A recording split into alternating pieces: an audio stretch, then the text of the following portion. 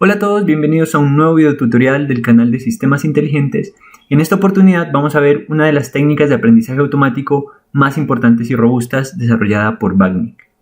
Si estás aprendiendo Machine Learning es indispensable conocer esta técnica. Se usa mucho en las arquitecturas de Deep Learning como sistema de clasificación después de la extracción de características. En esta ocasión vamos a revisar conceptualmente la técnica y luego terminaremos con un clasificador en Python. Bien, las máquinas de soporte vectorial son entonces una técnica para clasificación o regresión basada en hiperplanos. Y en este sentido puede tener mucha similitud con lo que conocemos como los perceptrones.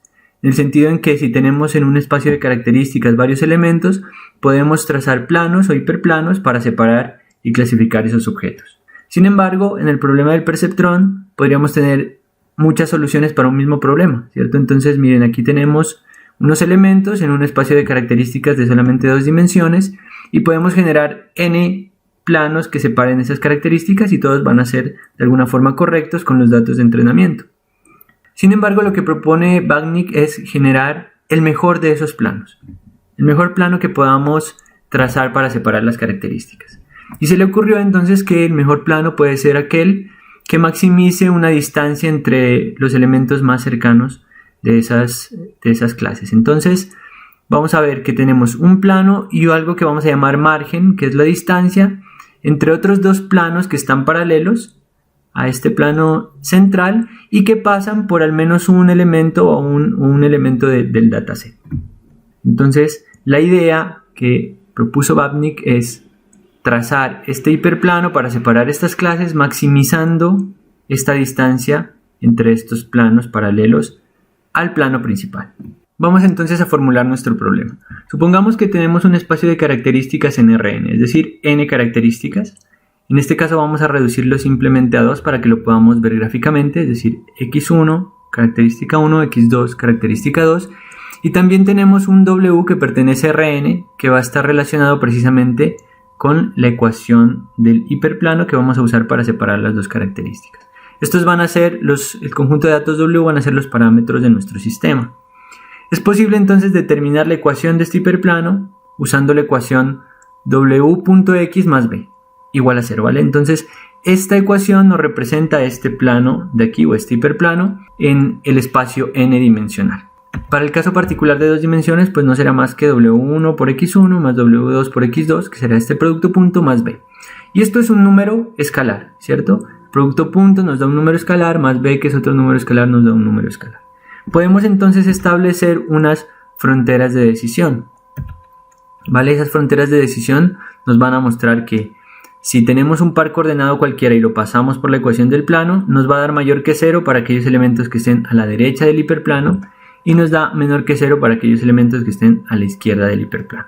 Nosotros podemos escribir matemáticamente la ecuación del hiperplano para este ejemplo particular. Si tenemos el vector W, ¿vale? Que es el vector que va desde el origen y que es perpendicular al hiperplano, de aquí podemos obtenerlo, es el vector 3.2, menos 0,8, y con eso entonces podemos construir la ecuación de este hiperplano y podemos evaluar dos puntos. Supongamos un punto que esté aquí a la izquierda, con estas coordenadas 2,0.5, entonces 2 en x1, 0.5 en x2. Si pasamos ese par coordenado por la ecuación de nuestro plano, vamos a ver que nos da un número menor que 0. Es decir, que está a la izquierda del hiperplano. Si por el contrario tomamos este par coordenado 5,0.5 y lo pasamos por la ecuación del hiperplano, vamos a obtener un número mayor que 0. De esta forma entonces podemos establecer este hiperplano como una frontera de decisión. Aquellos elementos que estén a la derecha, que nos van a dar mayor que 0, van a pertenecer a esta clase, y aquellos elementos a la izquierda, donde con esta ecuación nos dé un número menor que 0, pues van a pertenecer a esta clase.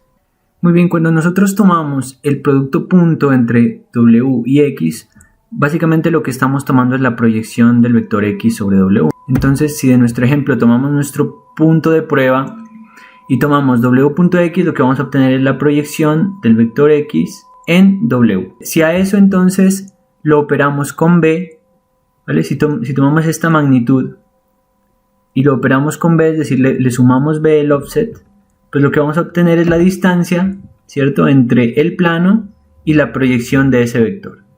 y esa distancia va a apuntar hacia la izquierda. Por eso es que para estos elementos de la izquierda la evaluación en la ecuación del plano nos da negativa. Si tomamos por el contrario este segundo punto auxiliar y tomamos la proyección de este vector sobre el vector W y luego le restamos el offset, pues nos va a dar la distancia entre el plano y la proyección de ese vector, ¿vale? Y esto va a ser entonces positivo. Babnik fue un poco más allá. Babnik definió dos planos paralelos al plano principal y que pasaban por elementos del conjunto de datos que llamó vectores de soporte. Para estos vectores de soporte, entonces reescribió Babnik la ecuación de las fronteras de decisión, de tal forma que w.x más b mayor o igual que 1 establecería el criterio para la clase 1, digamos, y w.x más b menor o igual que menos 1 establecería el criterio para la clase menos 1, para esta clase de acá.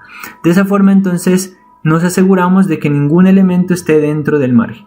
Y la finalidad entonces del algoritmo, de la técnica, es maximizar esta distancia para aportar o mitigar los problemas, digamos, de generalización que tenían o que tienen otros métodos como el perceptrón, que nos llevan a problemas como de overfitting, ¿vale? Entonces, estas dos ecuaciones que marcan las fronteras de decisión, no digamos de solamente de este plano principal, sino de estos planos auxiliares paralelos al plano principal y que pasan por elementos del conjunto de datos que llamamos vectores de soporte, las podemos reescribir en una única ecuación.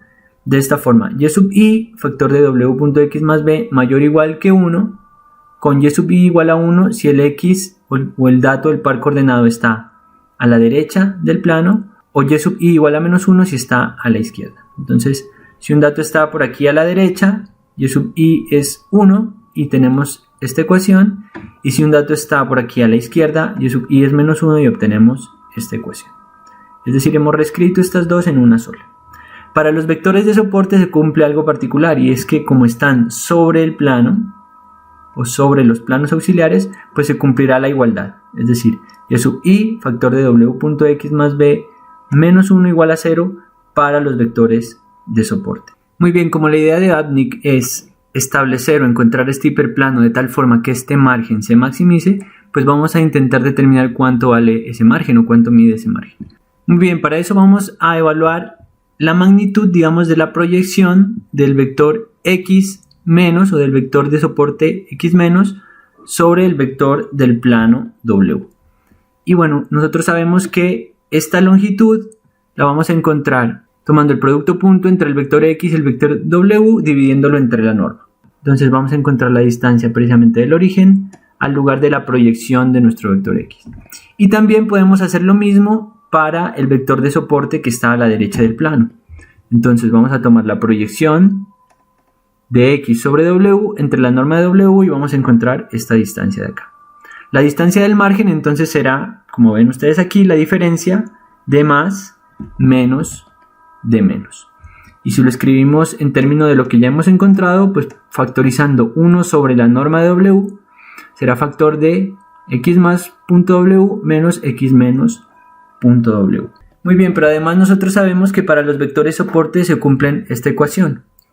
Despejando de esta ecuación este producto punto, tanto para el vector de soporte positivo como para el vector de soporte negativo, y reemplazándolos en esta ecuación vamos a encontrar que eso es 1 sobre la norma de w, que venía de acá, factor de 1 menos b más 1 más b. Y finalmente entonces aquí se nos va a cancelar el parámetro b y nos va a quedar que la distancia del margen es 2 sobre la norma 2 de w.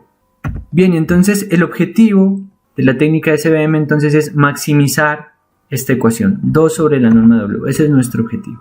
Sin embargo, en ocasiones un problema de maximización tiene intrínseco un problema de minimización equivalente. Podemos decir entonces que maximizar la expresión 2 sobre la norma de w, que lo podemos escribir esa norma como w transpuesta por w, es equivalente a minimizar, digamos, su inverso, es decir, un medio de la norma de w. Esto es equivalente porque minimizando esta expresión nos aseguramos que se maximiza esta, que es la distancia o el margen que hemos establecido para nuestro problema. Sin embargo, recuerden que tenemos restricciones. Las restricciones es que estos elementos, que son los vectores soporte, deben estar sobre estos planos. Es decir, tenemos unas restricciones de igualdad. Y este problema de optimización es muy conocido, un problema de optimización cuadrático con restricciones, y suele resolverse con la técnica de los multiplicadores de Lagrange. Básicamente la técnica de los multiplicadores de Lagrange nos permite, a partir de una función objetivo que necesitamos minimizar y unas restricciones de igualdad, nos permite establecer un nuevo problema de optimización donde no tenemos restricciones. Es decir, un problema de minimización de una función objetivo con restricciones se convierte en un problema de minimización sin restricciones. Aquí vamos a tener una restricción para cada uno de los vectores soporte. En el ejemplo gráfico que tenemos aquí hay un vector de soporte para cada plano auxiliar, sin embargo pueden ser más. La estructura entonces del lagrangiano, que ahora va a ser función no solamente de los parámetros W, sino de los coeficientes de Lagrange, se reescribe de esta manera.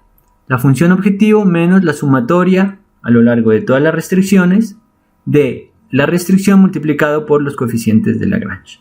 Y para obtener entonces el mínimo de esta función, pues podemos derivar e igualar a 0.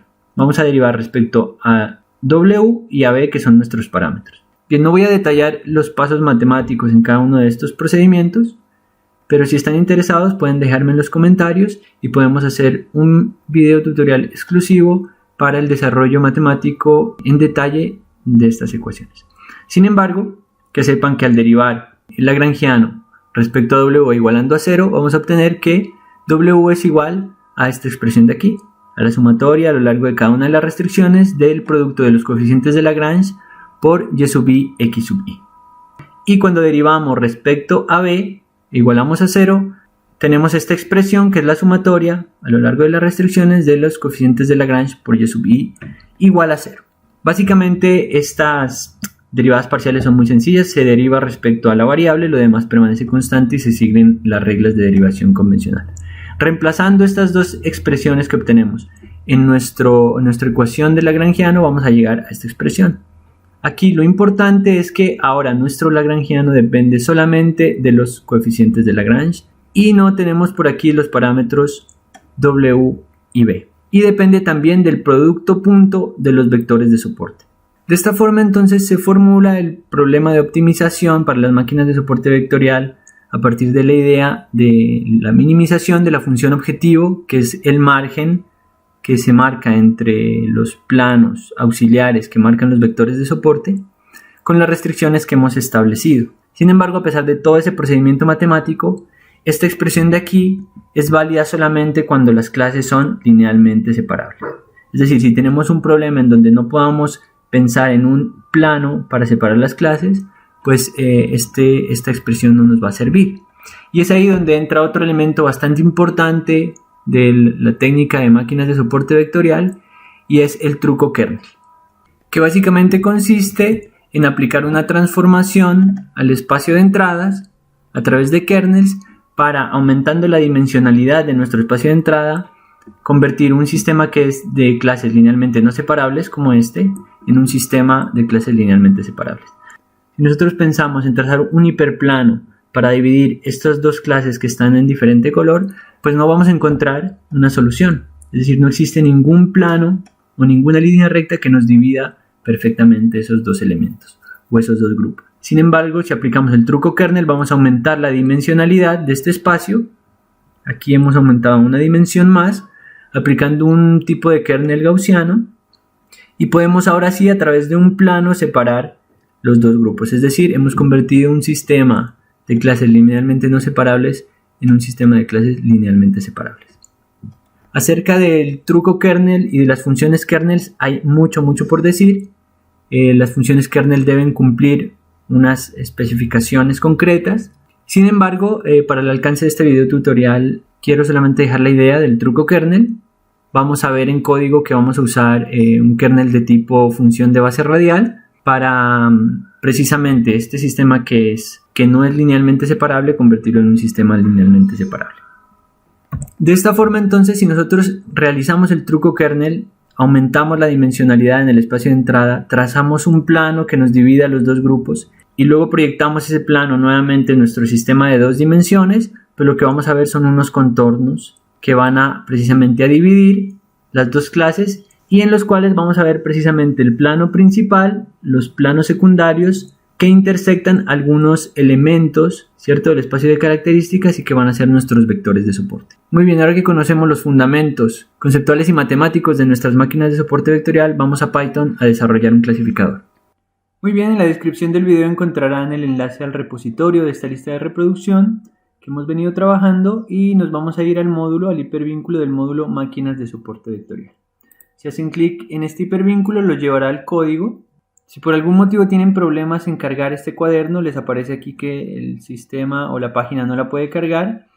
Les dejo en los comentarios un enlace a un visor de notebooks y bueno, pueden copiar la dirección de este notebook, la copian en el visor y hacen clic en Go y les va a aparecer igual, ¿vale? Solamente pues si por algún motivo no les carga la página, porque a veces GitHub tiene ese problema.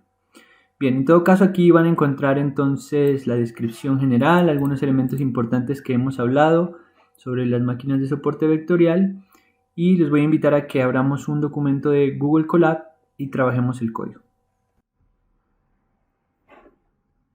Un nuevo cuaderno de Colab, vamos a agregarle un título y bueno, vamos a ir pasando el código de nuestro repositorio y lo explicaremos brevemente. Bien, en esta primera parte de fundamentación vamos a generar un conjunto de datos sintéticos, digamos, con los que vamos a ver el funcionamiento general, digamos, del algoritmo. Entonces, aquí básicamente vamos a generar 30 muestras, ¿vale?, de dos características, dos clases.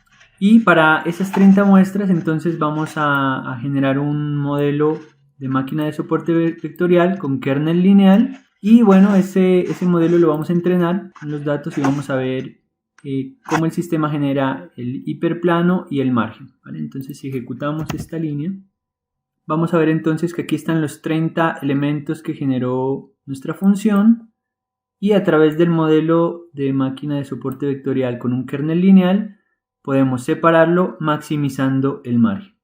Y aquí como parte adicional he generado un nuevo dato, este que está aquí como una cruz. He generado un nuevo dato y lo he pasado por la predicción, es decir, una vez ya entrenado nuestro modelo, pues podemos pasarle un nuevo dato y dependiendo del valor de la predicción podemos asignarlo, ya sea a la clase verde o a la clase de color negro. Si yo por ejemplo cambio aquí y le pongo un dato que esté, un elemento que esté por al lado izquierdo del hiperplano, por ejemplo 0 para la característica x1, digamos, y 0.5 para la x2, un punto que esté por aquí, pues el sistema ahora lo clasificará como de la clase de color negro.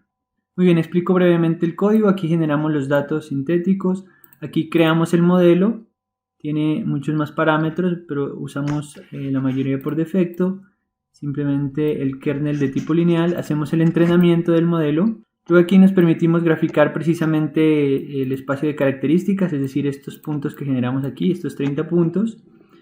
Esta parte de aquí nos permite graficar básicamente el hiperplano con su margen, ¿de acuerdo? Y bueno, luego aquí ya hacemos la predicción. Aquí podemos graficar los vectores de soporte que se van a guardar en esta variable. Estos serían los vectores de soporte. Bien, aquí para resumir un poco, entonces tenemos nuestras dos clases en el espacio de características, el hiperplano que ha maximizado el margen, donde el margen pasa por vectores de soporte, que se ha entrenado pues en el proceso de fit del modelo que hemos creado. Veamos ahora el problema de las clases linealmente no separables. Entonces aquí vamos a ver con datos, ahora vamos a generar datos que van a estar marcando unos contornos circulares, ¿vale? 100 datos. Vamos a generar un modelo de kernel tipo lineal. Vamos a entrenar ese modelo y vamos a usar lo mismo que hicimos anteriormente, es decir, vamos a intentar marcar el hiperplano y el margen, ¿no? Y vamos a ver que aquí hay un problema, ¿cierto? No hay ninguna línea recta o ningún hiperplano que pueda separarnos los dos tipos de clases, ¿cierto? La clase de color verde de la clase de color negro. Entonces, este es un típico problema de clases que no son linealmente separables. Entonces, para eso necesitamos usar el truco kernel. Entonces, dentro del modelo SVM podemos decirle que el kernel sea del tipo de una función de base radial. ¿Qué va a hacer esto? Va a aplicar entonces kernel a ese espacio de características, va a aumentar la dimensionalidad del sistema para que de alguna forma entonces podamos convertir ese problema de clases que son linealmente no separables a linealmente separables. Y lo que vemos entonces si los graficamos es precisamente esos contornos que se obtienen al volver a graficar, digamos, nuestro problema en un sistema de 2 dimensiones. Bien, en esta sección de código adicional que tenemos aquí, he querido representar precisamente el truco kernel en esa dimensionalidad mayor. Entonces, si ejecutamos aquí, hemos aplicado aquí una función de tipo gaussiano, aumentando la dimensionalidad del problema, y lo que obtenemos es algo como esto, ¿no? Entonces, básicamente, agregando esa tercera dimensión y aplicando esa función gaussiana a nuestro espacio de entrada, podemos volver este sistema como un sistema linealmente separable. Podemos pensar en que tendríamos un plano que podemos pasar por esta sección más o menos, que nos va a permitir entonces separar los dos grupos o las dos clases. Muy bien, y finalmente quiero mostrarles cómo usar las máquinas de soporte vectorial para el clasificador del dataset de dígitos que hemos trabajado en otros tutoriales. Vamos entonces a cargar nuestro dataset. Aquí podemos mostrar algunos elementos del dataset que son dígitos, imágenes muy pequeñas de 64 píxeles que contienen dígitos del 0 al 9. Luego vamos a dividir nuestro dataset en datos de entrenamiento y prueba. Vamos a crear nuestro modelo SVM. Vamos a configurarle primero un kernel lineal. Bien, luego entrenamos nuestro modelo. Aquí podemos ver los parámetros por defecto que se han configurado.